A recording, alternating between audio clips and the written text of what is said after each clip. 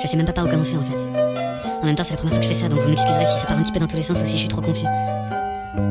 Faut dire qu'en ce moment, j'ai bien du mal à mettre mes idées au clair quand même. J'ai bien du mal à trouver mes mots. Enfin voilà, je vous dresse le tableau vite fait.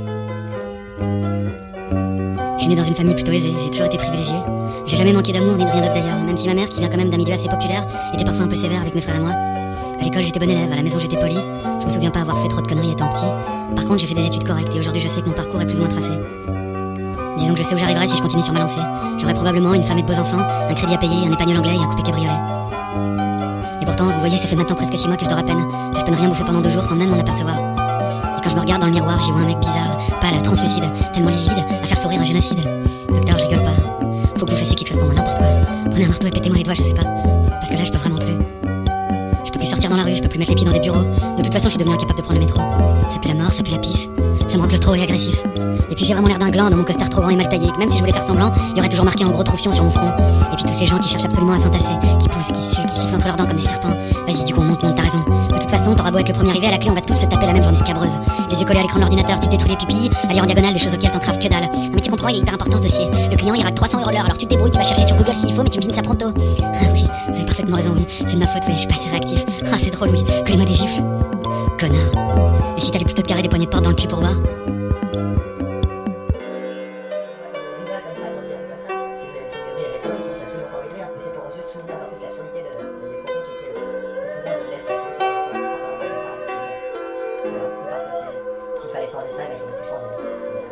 J'en ai assez de me taper à déjeuner des salades composées à 12 €, ou de la barbaque en carton mouillé, de manger sur un coin de table, puis de passer des après-midi minables à enculer les mouches, et finir par embrayer sur des after-work entre collègues. Mais quel cafard! À croire qu'on aime tellement se faire enfler la journée qu'on en redemande le soir.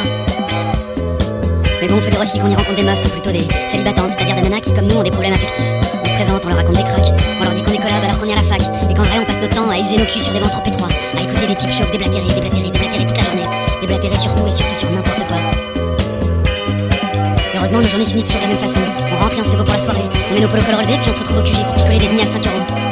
D'ailleurs, quand on a un peu de plomb dans l'aile, on a souvent envie de jouer au rebelle et de crier au taulier. Dis donc, tu prends pour qui, enfoiré? Tu trouves pas que ta bière elle est un peu chère?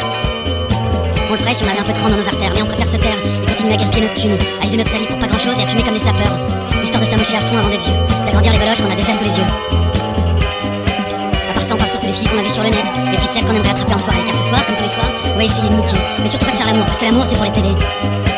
Rien de bien choquant finalement. Les gars qui parlent des filles qui baisent pour dire qu'elles baisent la baise, on en garde souvent que des regrets, parfois des maladies. Au fond on fait ça sans plaisir, sans réelle envie. C'est surtout pour ne plus penser, ça cache des plaies à vis mais ça c'est un secret. En vérité on est perdus, désœuvrés, désabusés, seuls comme des animaux blessés. On est tristes et nos cœurs saignent mais on se cache derrière nos grandes gueules et nos mots durs. Entre nous on s'appelle mec, meuf, bâtard, baltringue, bitch, guinasse, connard. Parce que sans le vouloir, les autres sont un combat permanent. Décidément docteur, on vit une chouette époque, et dans une chouette ville aussi. Paris, la nécropole, Paris qui sent la carne, Paris qui petit à petit entraîne dans sa chute des fragments de nos vies. Paris c'est tellement sain et nous sommes des gens bien, tellement bien qu'on est trop bien pour nos voisins auxquels on prête pas plus d'attention que la pisse derrière le cuvette des chiottes. Parfois j'ai juste envie de hurler, t'approches pas de moi, me touche pas, t'approches pas de moi. Docteur il me faut un truc, n'importe quoi sinon je vais craquer. Mais je risque de cogner une vieille, un passant, un mioche. Et ce sera moche. Ce sera vraiment moche.